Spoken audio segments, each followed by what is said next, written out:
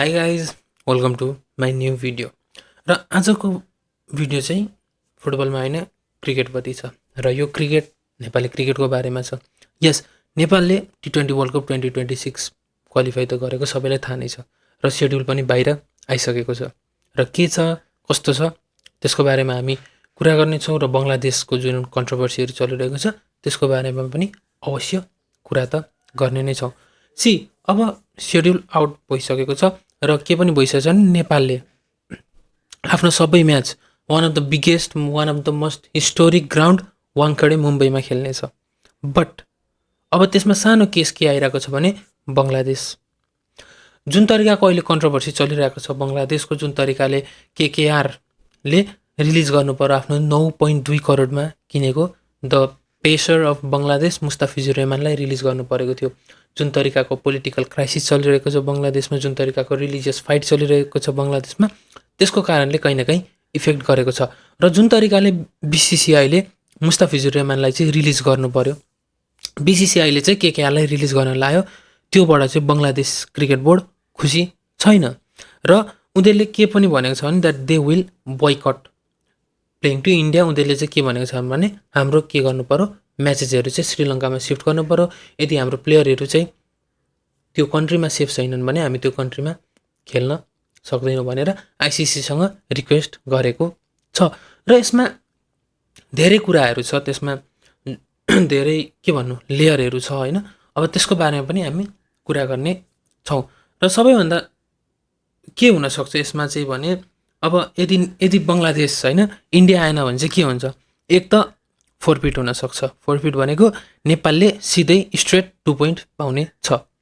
अर्को के हुन्छ, रिलोकेसन, विच इज द मोस्ट सबैभन्दा सजिलो अप्सन हुनसक्छ कि मुम्बईको म्याच चाहिँ लगेर श्रीलङ्कामा राखिदिउँ, जहाँ चाहिँ हामीलाई एउटा डिसएडभान्टेज के हुनसक्छ भने द्याट अब जुन तरिका हिसाबको क्राउड मुम्बईमा आउनसक्छ त्यो हिसाबको क्राउड चाहिँ श्रीलङ्कामा नहुनसक्छ। त्यो चाहिँ हामीलाई कहीँ न कहीँ डिसएडभान्टेज हुनसक्छ। र यो किन पनि हुनसक्छ भने एउटा भनौँ न हाम्रो ग्रुप म्याचेसहरू कोसँग छ त, England, west Indies, Italy and Bangladesh होइन। अब त्यसमा चाहिँ के छ भने इङ्ल्यान्ड र West Indies the power houses कहीँ न कहीँ डिसएडभान्टेज पुरा हामीमा छ, because they are the power houses, they are already the favourite. हामी के हुनेछौँ, अन्डर डग हुनेछौँ र कहीँ न कहीँ that would be disadvantage for us. र यदि हामीलाई सुपर 8मा पुग्नु छ भने बङ्गलादेश र इटालीलाई त हराउनै पर्ने हुन्छ जसरी पनि। जहाँसम्म मलाई लाग्छ कि Italy would be the easier one र बङ्गलादेशलाई हामी हराउन क्षमता राख्छौँ। बट यदि त्यो गेम गएर श्रीलङ्कामा भयो भने हामीलाई डिसएडभान्टेज हुन्छ, किनभने हाम्रो क्राउड त्यहाँ हुने छैन जुन हिसाबको क्राउड मुम्बईमा हुने थियो, र त्यसले चाहिँ हामीलाई डिसएडभान्टेज हुनसक्छ। भने अर्को अप्सन चाहिँ के हुनसक्छ भने रिजोल्युसन, दुईजनाको बिचमा रिजोल्युसन गराएर ICCले म्यानेज गर्न पनि सक्छ। यो सिचुएसन एकदम डेभलपिङ छ। कमेन्टमा भन्नुहोस् कि बङ्गलादेशले पोलिटिक्सहरू यहाँ मिक्स गर्नु ठिक हो कि होइन। अब कुरा गरौँ नेपालको कन्फर्म सेड्युलहरूको बारेमा जुन चाहिँ वाङखडेमा हुन गइरहेको छ। सबैभन्दा सुरुमा February 8 सन्डे इङ्ल्यान्डसँग पावर हाउस ब्लकबस्टर म्याच, र इट्स क्वाइट हामीलाई एक्सपोजर मिल्न सक्ने गेम। अर्को छ February 12 इटालीसँग मस्ट विन, त्यो गेम हामीले जित्नुपर्ने हुन्छ र जित्न पनि अवश्य नै सकिन्छ जस्तो मलाई लाग्छ। February 15 Sunday versus West Indies, the power house of T20 cricket, the epitome of T20 क्रिकेटसँग हाम्रो म्याच छ।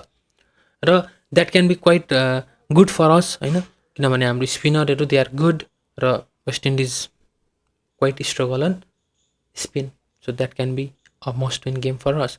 अर्को छ February 17 भर्सेस बङ्गलादेश, जुन चाहिँ अहिलेसम्म अब यो सेड्युल यो जुन गेम छ यो रिसेड्युल पनि हुनसक्छ, we don't know about that. र लेट्स सी के हुनेछ त्यसको बारेमा।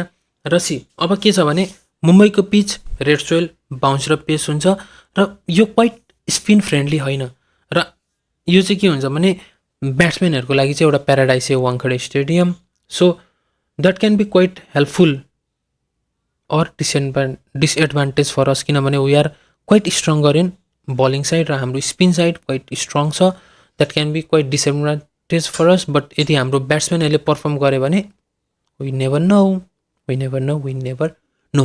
स्ट्रेट फरवर्ड छ, सुपर 8मा जानु छ, सुपर 8मा जान सकिन्छ, किनभने ग्रुप अफ डेथ भए पनि हाम्रो अगाडि चाहिँ लाइक बङ्गलादेश र इटालीलाई हामीले हराउन सक्यौँ र क्वाइट एउटा अपसेट क्रिएट गर्न सक्यो भने सुपर 8 टाढा छैन, कहीँ पनि टाढा छैन।